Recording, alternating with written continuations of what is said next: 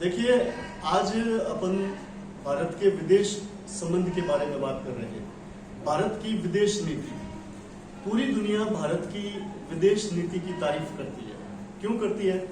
क्योंकि भारत देश ने अपनी विदेश नीति में बहुत ही स्पष्ट सिद्धांत बना रखे हैं। स्पष्ट सिद्धांत क्या है? सबसे पहले अपन बात करते हैं भारत की विदेश नीति जब शुरू हुई, जब भारत का जन्म हुआ। जन्म का मतलब जब उपनिवेश से हम आजाद हुए, ब्रिटिश सरकार के नियंत्रण से जब हम आजाद हुए, तो हमारे सामने बहुत सारी चुनौतियां थी। 15 अगस्त 1947 का दिन खुशियों भरा दिन था। लाल किले पर पहली बार किसी भारतीय प्रधानमंत्री ने तिरंगा झंडा फहराया था। पूरे देश में खुशियां थी, लेकिन कुछ चुनौतियां थी उस समय। मुख्य रूप से हमारे देश के सामने 3 चुनौतियां थी। इससे पहले भी हम एक बार बात कर चुके हैं इस बारे में। 3 चुनौतियां क्या थी? एकता की, पूरे देश को एकता के सूत्र में बांधे रखने की, विकास की। भारत नया नया आजाद हुआ था, बहुत सारा देश में गरीबी, अशिक्षा, बिजली नहीं, पानी नहीं, सड़कें नहीं, सामाजिक एकता नहीं, बहुत सारी कठिनाइयां थी, बहुत सारी चुनौतियां थी। उन सबके मद्देनजर होते हुए भी हमें हमारे देश का आर्थिक विकास करना था। राज्यों का पुनर्गठन, पूरे देश में भाषाई आधार पर, धार्मिक आधार पर आंदोलन चल रहे थे। लोग झगड़े कर रहे थे कि हमारा राज्य हमारी भाषा के आधार पे बनाओ, कोई कहे हमारा राज्य हमारी खुद की पहचान के आधार पे बनाओ। बहुत सारी चीजें थी। फिर राज्य पुनर्गठन आयोग का गठन किया और वो सब बातें हुई। तो ये 3 चुनौतियां होते हुए भी हमारे देश की विदेश नीति है, वो हमारे देश के तत्कालीन जो सरकार थी, उसमें हमारे विदेश मंत्री और प्रधानमंत्री पंडित जवाहरलाल नेहरू जी थे। मंत्रिमंडल में बहुत सारे विद्वान लोग थे। उन्होंने मिलकर हमारे देश को एक नया जामा पहनाया और विदेश नीति का निर्धारण किया। विदेश नीति में मुख्य बातें क्या रखी उन्होंने? सबसे पहला रखा कि भाई शांतिपूर्ण सह अस्तित्व की नीति। हमारा देश ये विश्वास रखता था कि जो भी देश है विश्व में, सबका उनका संप्रभुता है, उनका अस्तित्व है।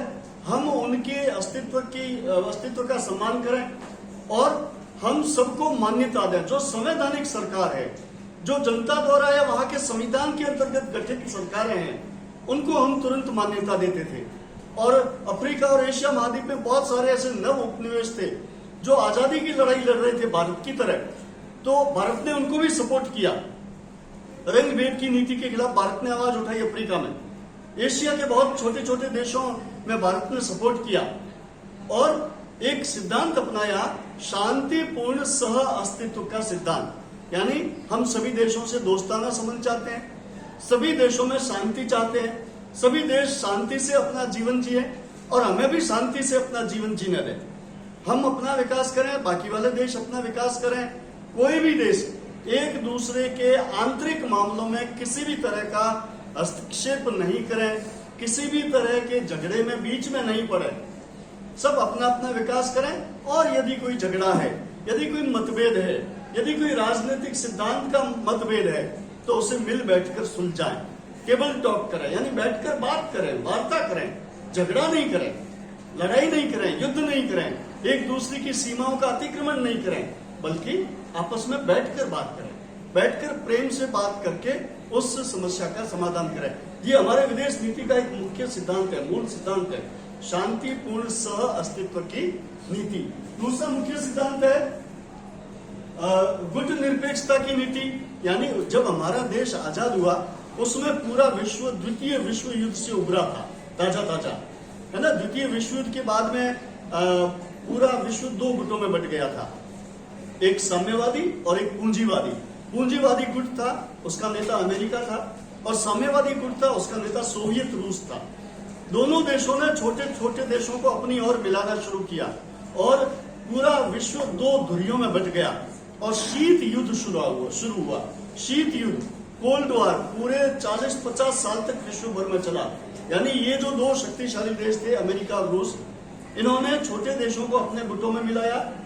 अमेरिका ने नाटो सैनिक संगठन की स्थापना की और रूस ने वारसा पैक्ट के तहत अपने गुटबंदी की।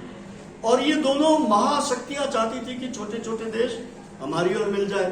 भारत तो अभी अभी आजाद हुआ था, भारत के पास कोई बहुत ज्यादा पैसा नहीं था, बहुत ज्यादा शक्ति नहीं थी, हालांकि मानव संसाधन बहुत था, प्राकृतिक संसाधन बहुत था, लेकिन सैनिक शक्ति उतनी नहीं थी।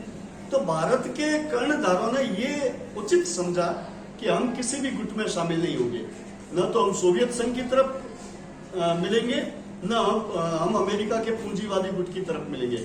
हम हमारी स्वतंत्र विदेश नीति रखेंगे, किसी के दबाव में, किसी के बहकावे में या किसी के प्रभाव से अपनी विदेश नीति का निर्धारण नहीं करेंगे।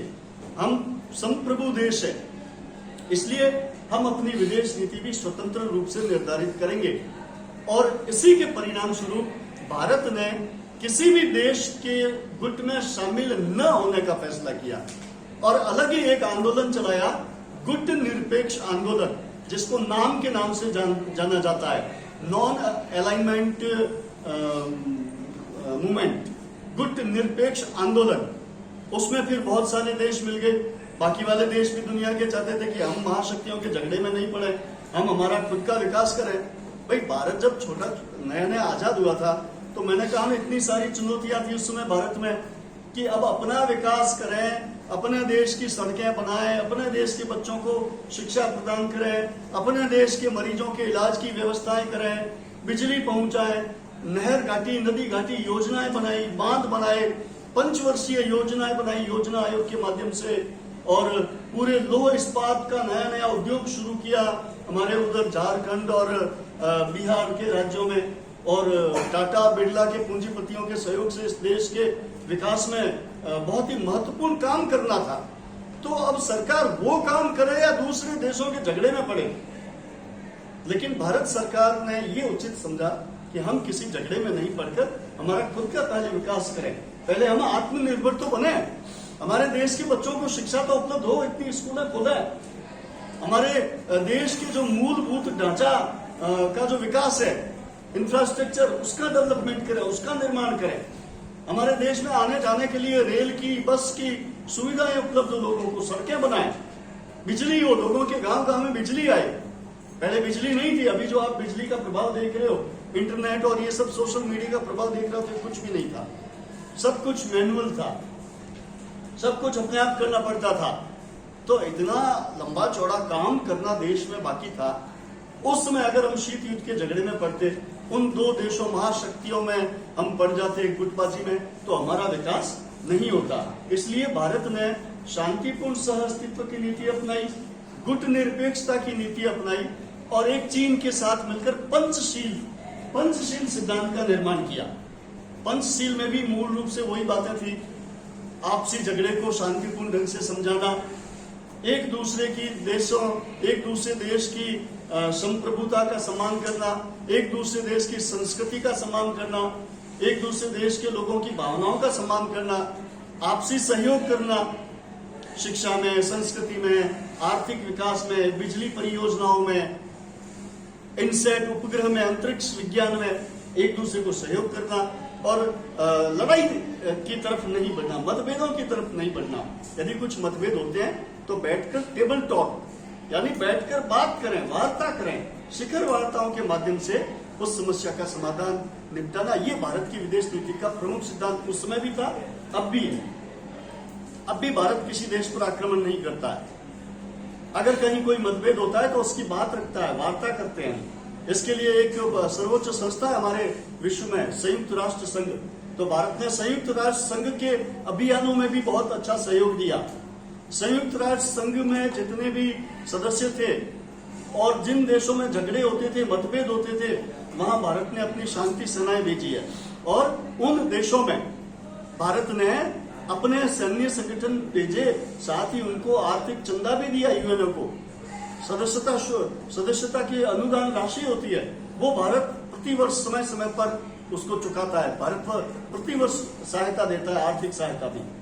उन्हीं खर्चों से तो पूरे विश्व में संयुक्त राष्ट्र संघ के सब अभियान चलते हैं। बहुत सारे अभियान ऐसा शांतिपूर्ण जितने भी अभियान होते हैं वो संयुक्त राष्ट्र संघ चलाता रहता है। तो भारत ने अपनी विदेश नीति में सभी देशों का सम्मान करना, सभी देशों के झगड़े को, मतभेद को आपस में बैठकर सुलझाना, गोली का जवाब गोली से नहीं, वार्ता से उस समस्या का समाधान करना, अपने घरों में भी कोई झगड़ा होता है, कोई देश के अंदर, परिवार में, समाज में, तब आपस में बैठकर पंचायती करते हैं ना।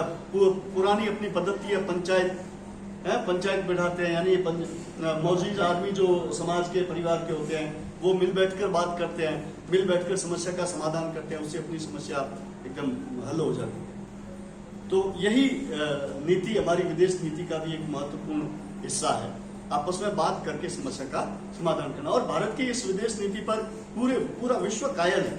विश्व जानता है कि यार भारत एक ऐसा देश है जो हर बात को बहुत आसानी से निपटा लेता है, हर समस्या का समाधान बहुत आसानी से और सेल्फ कॉन्फिडेंस से, आत्मनिर्भरता से निपटा लेता है। ये हमारी विशेषता है। तो ये था आज भारत की विदेश नीति के मुख्य अवयव क्या है, मुख्य सिद्धांत क्या है। इन्हीं मूल सिद्धांतों के आधार पे भारत की विदेश नीति का निर्माण हुआ और ये विदेश नीति इतनी अधिक सफलता कि आज हम भारत को उन विश्व के अग्रणी देशों में देखते हैं कि भारत विश्व की राजनीति की कहीं भी बात होती है तो भारत का नाम सबसे पहले आता है। चाहे किसी के मतभेद बुलाने हो, किसी की वार्ता करवानी हो आपस में दो देशों की बिठाकर, तो भी भारत करवा सकता है, दोनों देशों को कन्विंस करता है। या कोई महामारी, कोई बहुत बड़ा प्राकृतिक संकट है तो भी भारत उसके समाधान के लिए तुरंत आगे आता है। जैसे कि कोरोना महामारी में भारत ने टीकाकरण पूरे विश्व में सबसे पहले भारत ने विदेशों को यहाँ पे टीकों का स्वदेशी निर्माण करके विदेशों को निर्यात किए। ये भारत का एक बहुत बड़ा कदम था। ये भारत की विदेश नीति की सफलता थी कि सभी देशों ने उन टीकों को खरीदा, कुछ देशों को मुफ्त में भी दिया। जो गरीब देश थे, जहां ज्यादा महामारी का प्रकोप था, उन देशों को रियायती दरों पर और कुछ को निःशुल्क भी उपलब्ध करवाए और कुछ को बेचे भी है। तो ये भारत के विदेश नीति की सफलता है। तो हमें हमारी विदेश नीति पर तो गर्व है ही, हमें दूसरे देशों की सभ्यता, संस्कृति, उनकी संप्रभुता, इन पर भी हमको पूर्ण विश्वास है और उनका हम सम्मान करते हैं। तो दोस्तों, आपने ये भारत की विदेश नीति की कुछ बातें सुनी।